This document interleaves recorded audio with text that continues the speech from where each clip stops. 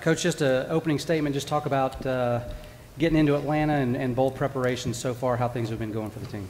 It's been good. We flew in yesterday morning, started our practice in Norman last week, and flew in yesterday morning. Excited to be here. It's a great city.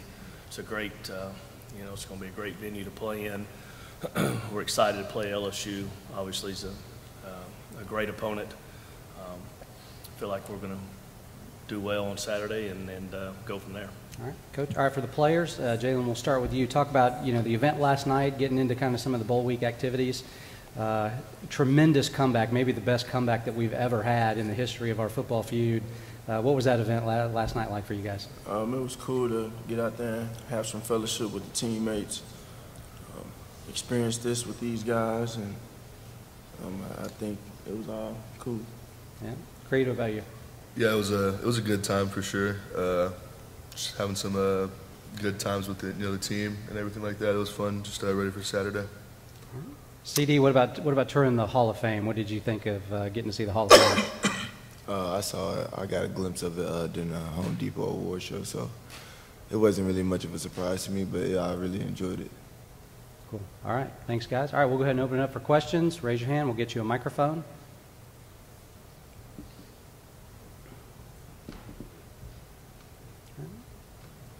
Where are we going? Back in the back? All right, all the way in the back. Microphone, please.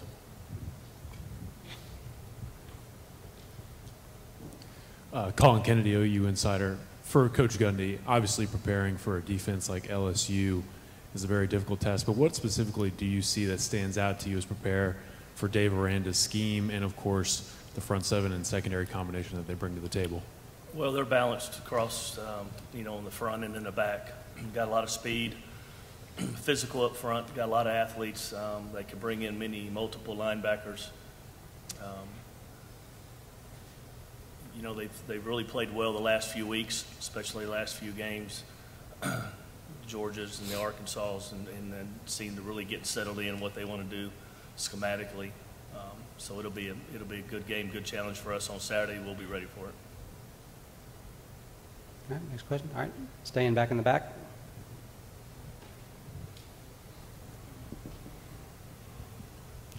Matt Trent, ABC Baton Rouge. Jalen, how much stock do you personally put in your recent or your past success against LSU while you were at Alabama? Well, I said this when I first came to Oklahoma. I said no pass, no touchdown, no win while I was at the University of Alabama will help us win games here. All right, let's go to Marty. Marty Smith, ESPN. Good morning, gentlemen. Jalen, you've had some moments in Mercedes-Benz Stadium, good and bad. What is that place to you? In what ways where does that place sit in terms of your college football memories? And what is your hope for making a new one on Saturday night? Yeah, I think it's all good experiences. Opportunities for me to learn, some great moments in that stadium, and it's just great to be back in there, have an opportunity to play with this team, these guys up here, and going out there and making another special night. All right, over here on the left. Jalen, obviously the two quarterbacks in this game are going to get a lot of attention. Did you have a chance to interact with Joe at all in New York City, get to know him at any point? And your motivation, some people might say he's the runner-up, he wants to prove something in this game, or are you just always motivated? Yeah, I guess he just made that decision for me as far as my motivation. My motivation is to go out there and do something special with these guys and take advantage of this great opportunity that we have together. So.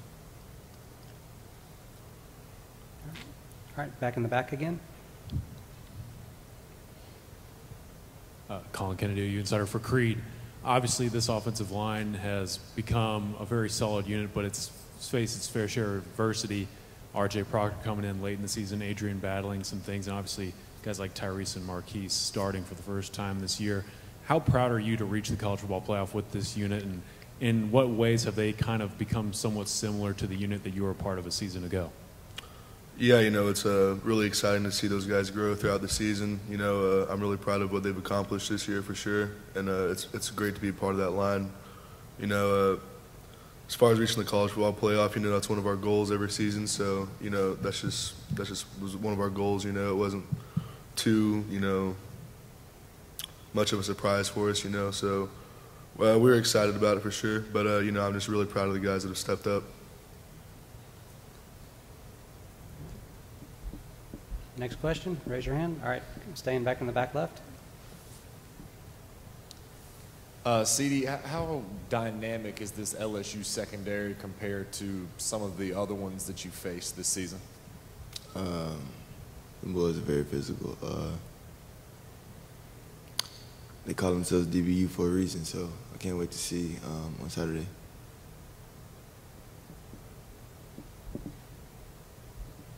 Next question. All right, over here on the far right, row 2. Amos Morrell with WWL Radio. Jalen, I'm curious, I know obviously you're preparing for LSU's defense, but have you watched much of Joe this season, and what have you thought of the way Joe Burrow's played?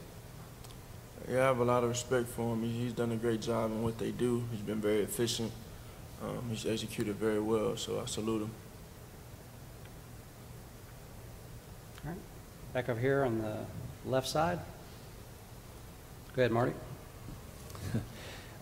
Coach and CD, how would you guys compare what Jalen's done this season to the previous? Y'all got me choked up. To the previous couple quarterbacks who have done quite well. Jalen's led this team, and this offense has been a great leader for us. He's been a part of a lot of success this year for our football team. Another conference championship. There's still more that's left out there to accomplish. We've been fortunate here under Coach Riley to have great quarterbacks every season, and Jalen has taken on his own to do what he needed to do to lead this team as a quarterback, and he's done a great job. Kind of going off what Coach Gundy said, yeah, he's done a great job here, especially coming in January and the spring with a lot on his plate, and obviously it wasn't enough for him. So he came in, did his thing, and here we are in the playoffs. All right, right here in the front, Scott. Scott Rappley with the Baton Rouge Advocate. For Creed, you guys are the only team in the playoff with a loss, but also in a sense, you guys have been tested in ways that maybe the other teams haven't been. How has the adversity you all faced this year, how can it help you in a playoff situation now that the games just get bigger and bigger? Yeah, just throughout the season we've had, some adversity for sure. I think just really just prepares us to be in any type of game that we're in, that we find ourselves in. So, I think it's a good thing we faced adversity so far. So nothing's really going to surprise us. That's good. All right, next question. All right, all the way back in the back again. For CeeDee, Charleston Rambo in the college football playoff a year ago was really when he took the stage against Alabama. And then for Jaden Hazelwood coming back to the state of Georgia, kind of returning home, I'm sure both of those guys are very excited to take this stage and maybe an increased role offensively. What's the sense you get from those two guys as they head into this football game, and what are you doing to lead them into this matchup with LSU? There's only so much I can say. At the end of the day, them boys are going to have to go out there and play. And I'm very confident in them. And like you said, Charleston Rambo, a year ago, he kind of put himself out there, and I can't wait to see what he's going to do this year. And as for Jaden, he's been growing up throughout the season as a freshman, and at this point, he's not really considered a freshman anymore, so he's going to have to play his best ball. All right, back to Marty. Jalen, after y'all beat Houston in the season opener, I asked you after the game on the field how you would define this journey, and you used the word unprecedented.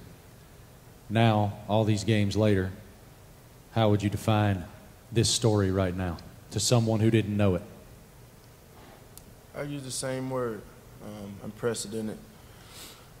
Very consistent with it because that's what it is. And it's been very easy for people to make this about me or try to make it about me, but none of this is done by one person, a lone soldier. These guys next to me, all the coaches, all the players, they contribute to everything and all of our success. So We're gonna ride together, and we're gonna work, and we're gonna prepare for what's up next. All right, next question. All right, while they're thinking, Coach, I'll ask you. LSU's defensive backfield's coming off a game where they held Georgia to 225 yards, had a couple of picks. How do you evaluate that unit, and what challenges do they present your passing game? Well, again, like I mentioned earlier, they got a lot of speed. They're very athletic. They do a great job in man coverage. A lot of that has to do with, the success that they have up front, getting to the quarterback. Their blitz package, they do a great job with that. So it'll be a challenge for us. We're looking forward to it. All right. Any other questions? All right, we're going to go here on the left side, fourth row. Jalen, how would you compare your journey to Joe Burrow's journey? Just, two transfers looking to find a team. You take me through how would you compare those two? Yeah, I think to each their own, and everybody has a bit of uniqueness in their own journey. It's hard to compare certain things, but I'm happy he's doing well, and here we are. All right, where are we going next, guys? All right, back to Marty. Here we go. Sorry, I feel like it's my press conference. Guys, I interviewed Lincoln yesterday, and he said to me that you guys have an edge about you coming into this game. Jalen, I'll ask you, what is that edge? What's it stem from? It stems from the goals, the standard we set for ourselves. Early on, we set out things that we wanted to accomplish. There's no need to sit here and talk about what we want to do. We got to go do it. And I think we've worked really hard all year. We've overcome a lot. We've learned a lot about ourselves as a team, grown together as one. So we got a great opportunity to do something great and learn and use all of those experiences to our advantage. So we got an opportunity to do it, so I can't wait for it. All right, over here on the left, fourth row. Jalen, what do you remember about that 2016 game at LSU? It was 10-0. You had that long touchdown run. Can you kind of take me back to your memories on that one? What do you want me to tell you? What do you remember most about it? Winning the game? How did that run? Yeah, win the game.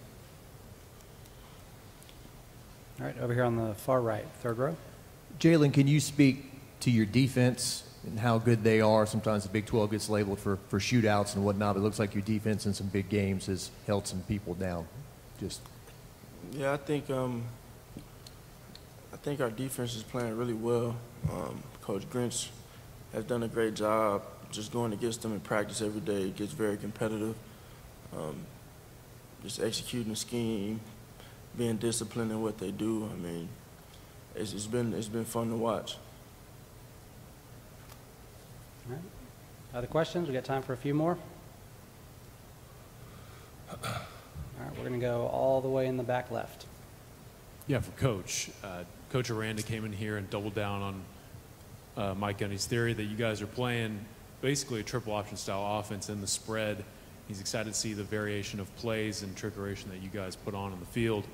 Is it fun or interesting for you to see a lot of different coaches and teams essentially portraying you as a triple option team? What's your viewpoint on that as more teams take on that mentality? I can't hear him. I didn't hear you good enough. I'm sorry. Can you hear me now? Yeah, there you go. Okay. Coach Aranda was in here and essentially doubled down on Mike's theory that you guys are playing a triple option style offense in the spread. What is your viewpoint on various coaches and teams continuing to emphasize the fact that in their minds you guys are a triple option attack in the spread offense? I think it's just another way to look at these offenses, and you see a lot of players on the field that are great athletes and just trying to use from sideline to sideline and just different ways you can get the ball into different players' hands. I believe I would venture to say that almost more than half of the teams across the country are doing the exact same thing. It's just the style of football that we're playing today. And with the great young athletes that are coming up out of the high school ranks in football and the better skilled players, it just makes it it's an exciting time in college football to be on the offensive side. All right, let's get a microphone here, far left on the front row, please. Hey, Coach Gundy. You've been around the program for 30-plus years. As a player, as a coach, what does the program mean to you? Obviously, it means a lot, but can you kind of put into words what the program means to you as a coach, as a person, what it's done for your life and all that kind of stuff? Well, first, I've been there 26, so I don't want to go down to 30. I'm not there yet, but I've been very fortunate and blessed. I've had the opportunity to be around a lot of great players, a lot of All-Americans, national award winners, all-conference winners, a lot of great assistant coaches, coordinators that's gone on to be head coaches. This is one of the special college football programs in America. There's no doubt about it. And being now, my year 21 as an assistant, it's I go back to the word consistency, and this is something this program has been about. And I think that what the University of Oklahoma's continued to do year in and year out, chasing for titles,